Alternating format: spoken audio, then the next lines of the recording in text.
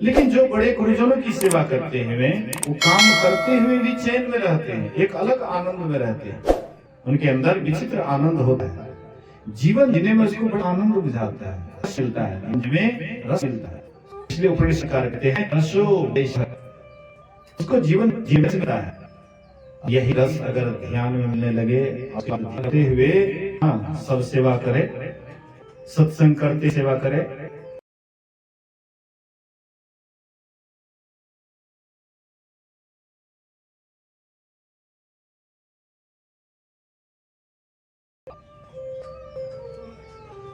हाँ, शौच और स्नान घर की सफाई बड़े कर लेती है। सास ससुर को प्रणाम करके बच्चे को अच्छी शिक्षा देती है, सबीर जगती है, जाती है। अंगद देव महाराज पुत्री अमरदास पुत्र का ससुराल गए तो भोरे भोर झाड़ू ला रही थी, बड़ा ही सुंदर गुरुमुखी गा रही थी। अमरदास जी महाराज का नींद जब टूटा, वो भजन सुने, बोले कि बेटी ये भजन किससे सीखा? बोले कि हाँ, आपके समधी जी अभी वर्तमान में गुरुगद्दी पर है, आपके समधी ही हमारे पिताजी ये भजन बनाए हैं, उसी से सीखी। बोले बेटी हमारे समधी जी भजन भी बनाते हैं, गुरुमुखी विश्विंग? बोले कि हाँ अभी गुरुगद्दी पर है। बोले कि फागुन महीना जाऊंगा तो समधी जी से जरूर भेंट करूंगा, और तुम भी चलना समय। बोले जैसी आपकी आदेश। फागुन महीना आता है, हिंगला माई की पूजा करने के लिए जा रहे थे, तो रास्ते में समधी का भेंट था, घर था, चले गए। जैसे सामने गुरुगद्दी लगती है, ढेर आदमी जमा हुए, सब आदमी नमन किए और समधी को बराबर आसन दिए। सम मतलब बराबर, धी मतलब बुद्धि, तो समधी जी हैं तो बराबर आसन दिए, बराबर बैठा करके बातचीत किया। भेंसर में जब खा पी करके सोए, भेंसर में इसकी नींद टूटती है तो देखे कि बड़ी महासुंदरी हैं, दरवाजे पर झाड़ू लगा रही है। कहती है कि तो कौन है यहाँ पर झाड़ू लगा रही है? बोले कि मैं झाड़ू लगाती हूँ तो कौन बड़ी बात है, यहाँ पर तो सरस्वती, लक्ष्मी, हाँ, पार्वती वो भी आती है, झाड़ू लगाती है, अपने भाग्य की सराहना करती है। मैं वही माई हूँ जिसकी तुम पूजा करने के लिए जा रहा था, मैं हिंगला माई हूँ। बोले तुम यहाँ? बोले हाँ। यहाँ पर कौन ऐसा गुण है जो कि तुम यहाँ झाड़ू लगाती है? बोले कि तुम्हारे जो समधी हैं वो पहुंचे हुए महात्मा है, और वे जो चलते हैं तो उनके पैर से जो धूली, हाँ, लगता है, इतना यह धरती पवित्र हो जाती है कि वह धूली से हम लोग पवित्र होते हैं, उनके चरण धूली से हम लोग भी पवित्र हो जाती हैं। लेकिन इतना बड़ी महात्मा है कि जिसके लिए देवी देवता भी उनके चरण धूली लेने के लिए हर हमेशा तैयार रहते हैं। तो मैं कहाँ जा रहा था, कौन, हाँ, हिला माई या कौन माई के पास जा रहा था? यहाँ तो सब इसी के चरण में पवित्र होने के, मैं भी इसी के पास क्यों नहीं जाऊं? ये चले गए। सुबह के हम फिर दरबार लगा, गुरुगद्दी पर बराबर आसन लगाए हुए थे। बोले कि आइए समधी जी बैठिए। बोले कि बस कीजिए, अब आज दिन से आपका समधी नहीं, आपका बंदा, आपका शिष्य, आपका चेला। 60 वर्ष के बाद अंगद देव जी महाराज का वो शिष्य बने। एको दिन बैठे नहीं, हर हमेशा खड़े रहते कि हो सकता है गुरु महाराज की आज्ञा हो जाए तो हमको खड़ा होने में, उनके आज्ञा के पालन करने में, खड़ा होने में विलंब हो जाएगा, आज्ञा का उल्लंघन होगा, इसलिए खड़े रहते थे हर हमेशा। 60 वर्ष के बाद इतनी सेवा किए, इतनी सेवा किए। एक दिन जब ये पानी लेकर के आ रहे थे, कोई रास्ते में पानी मांग देते थे, हमारे यहाँ पानी नहीं है तो ले लो। एक दिन आ रहे थे, रिमझिम बारिश हो रही थी, रास्ता पिछड़ हो गया था, ये फिसल गए। तो कहते हैं कि कौन रास्ते में गिर गया? वही नारी कहती है, आहा कौन रास्ते में गिर गया? तो उसका पति कहता है कौन होगा? वही अमरवा होगा, और दूसरा कौन होगा? इनको बड़ा दुख लगा, बड़ा चुप लगा। गए गुरु महाराज के पास, कहते हैं क्या बात है अमरदास, बहुत उदास लग रहे हो। बोले नहीं गुरुदेव कोई बात नहीं है। बोले कि नहीं, तुम्हारा चेहरा बता रहा है जरूर कोई बात है, बोलो क्या बात है। बोले कि नहीं गुरुदेव।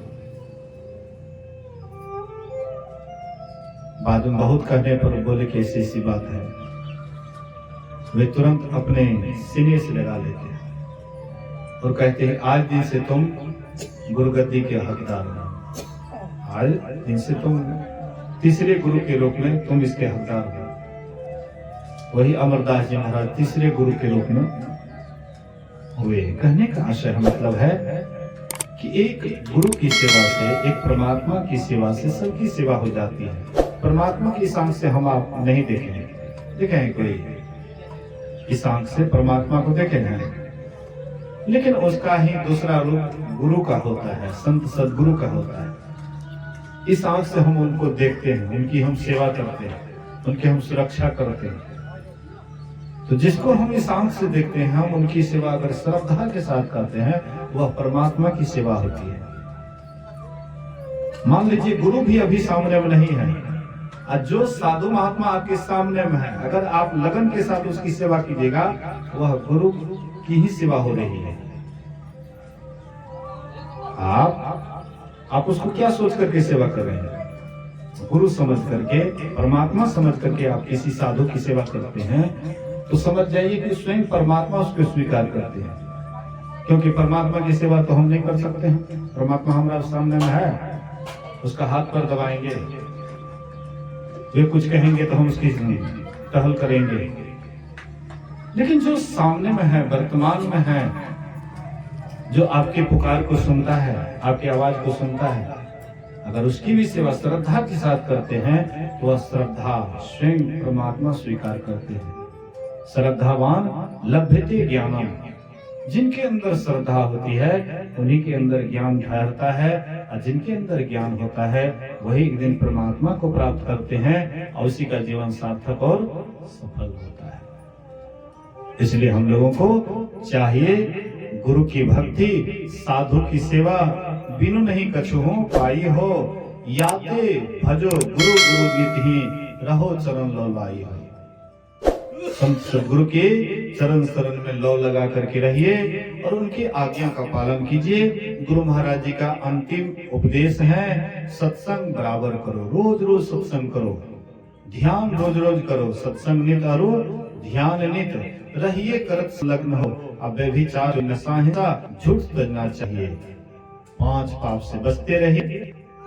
जौन नित घटस चाहो अपने भीतर, परमात्मा का आनंद पाना चाहते हो, ध्यान का रस पाना चाहते हो, ध्यान का आनंद पाना चाहते हो, जौन निज घट रस चाहो, तो अपने को 5 पाप से हर हमेशा से बचाते रहो। एक झूठ, नशा है दूसरा, तेसर पर नारी हो, चौथी पंचम हिंसा, दिल से इन्हें अलगाव हो, नहीं सजन इनसे बचना हो, गुरु टहलमा हो। इनसे बचना चाहते हो, 5 से बचना चाहते हो, तो कहते हैं गुरु टहल सत्संग सेवन में साधते रहो। अगहन दान प्रकृति भोगन, गहन को जो ध्यावहीं, हारी अहीं क्लेश पावहीं, कबहो नहीं तृप्तावहीं, भोगन सकल प्रत्यक्ष रोगन, जान के हटते रहो। गुरु टहल सत्संग सेवन में सदा करते हो। हाँ, टहल सत्संग सेवन, तो गुरु का टहल क्या करेंगे? उन्हें आत्मोपदेश रहेंगे, बड़े गुरुजन की आज्ञा पालन करेंगे, और संत सदगुरु जो रास्ता बताए उस चलेंगे। यह लोग भी हमारा सुखी होगा और परलोक भी सुखी होगा। यह लोग के लिए मेहनत करें, शारीरिक मेहनत करेंगे, इससे यह लोग सुखी रहेंगे, और परलोक के लिए ध्यान भजन करेंगे, इससे परलोक में सुखी रहेंगे।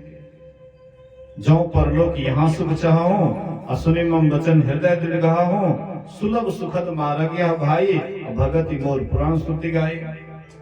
भगवान राम कहते हैं कि परलोक में भी सुखी होना चाहते हो और इस लोक में भी सुखी होना चाहते हो, तो मेरी वचनों को सुनो। वह क्या है? मेरी भक्ति है। भक्ति करोगे तो यहाँ भी तुम आनंद से रहोगे। भक्ति करने वाले जो भक्त होते हैं यहाँ भी विचलित नहीं रहते। विचलित कौन रहते हैं? जो भक्ति नहीं करते हैं वही अशांत रहते हैं, और जो भक्ति करते हैं वो किसी भी परिस्थिति में रहते हैं तो शांत रहते हैं, चाहे उसके ऊपर में संकट आ जाए, विपत्ति आ जाए। हाँ, सुख दुख तो सबके जीवन में आते जाते रहता है। कोई ऐसा संसार में नहीं देखेगा कि जिनके जीवन में कभी सुख या दुख नहीं आता है। सुख दुख ये आते जाते रहता है, लेकिन जो ध्यान करते हैं, भक्ति करते हैं, उसके उस बल से, ध्यान के बल से, भक्ति के बल से दुख भी उसको सुखे में बुझाता है, सुखे जैसे बुझाता है, दुख भी उसको सुखे बुझाता है। बहुत ऐसे महात्मा का उदाहरण देखिएगा कि दुख आने पर भी वे विचलित नहीं हुए, एकदम आनंदित हुए, बड़े प्रेम से उसको भोगे। जिस दुख को हम स्वयं स्वीकार करके भोगते हैं, तो वह दुख हमें उतना विचलित नहीं करता, उतना परेशान नहीं करता है जितना कि हम स्वीकार नहीं करते हैं। जब दुख आता है तो हम भगवान को दोष देने लगते हैं, अरे भगवान भी कहाँ है, भगवान देखिए भगवान को, कहीं भगवान नहीं है, इतना हमको कष्ट हो रहा है। लेकिन भगवान अगर होते तो हमारा कष्ट हर लेते ना। तो जब आप कोई मतलब जो है बुरा कर्म कर रहे थे, तो तब आप भगवान को पूछे थे कि हम जो ये काम कर रहे हैं तो ये करें कि करें? तब तो आप सबको छोड़ करके बस जो मन हुआ सो कर लिए, और उसका परिणाम जब आता है तो कहते कहाँ है भगवान? भगवान लगता मेरे लिए मर गया है। अरे भैया, भगवान तो कुछ देता लेता नहीं है, हम ही जो करते हैं हमारे सामने में आता है, और जो नहीं करेंगे तो कैसे आएगा? तो दुख सुख आपके जीवन में आता जाता है, लेकिन भक्ति रूपी अगर समर आपके पास रहेंगे तो वह दुख भी सुख में बदल जाएगा, दुख भी दुख नहीं बुझाएगा। वही व्यक्ति जिसके पास भक्ति रूपी पूंजी होती है, तो दुख में भी वह सुख ही महसूस करता है, भगवान को कभी कोसते नहीं।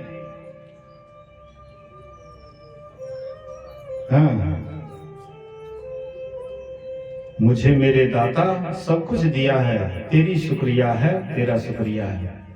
वह हर हमेशा परमात्मा को शुक्रिया अदा करते रहते हैं कि परमात्मा तूने जो कुछ दिया है, बहुत कुछ दिया है। ये कभी नहीं कहते हैं कि मुझे ये नहीं दिया, मुझे वो नहीं दिया, बराबर नहीं। एक एक आदमी कोसते रहते हैं, ऐसा भी नहीं करते हैं। तो हम आपको भी परमात्मा को कोसना नहीं है, बल्कि उनको याद करना है, उसका भक्ति करेंगे, उनकी भक्ति करेंगे तो हम लोग बड़े आनंद से जीवन बीतेगा हम लोगों का। तो इसी वचन के साथ ये जो जोगेंद्र बाबू अपने दरवाजे पर सत्संग से यह विवाह का जो उत्सव है, विवाहोत्सव, इस सत्संग के द्वारा श्री गणेश किए हैं। तो मैं महाराज से प्रार्थना करता हूं कि वह बच्ची का शुभ शुभ सब काम हो, उसके बाद यह से जाए तो उसका दाम्पत्य जीवन सुखी हो। वह दोनों पति पत्नी मिलकर के भक्ति करेंगे और भी उसका जीवन सार्थक और सफल होगा।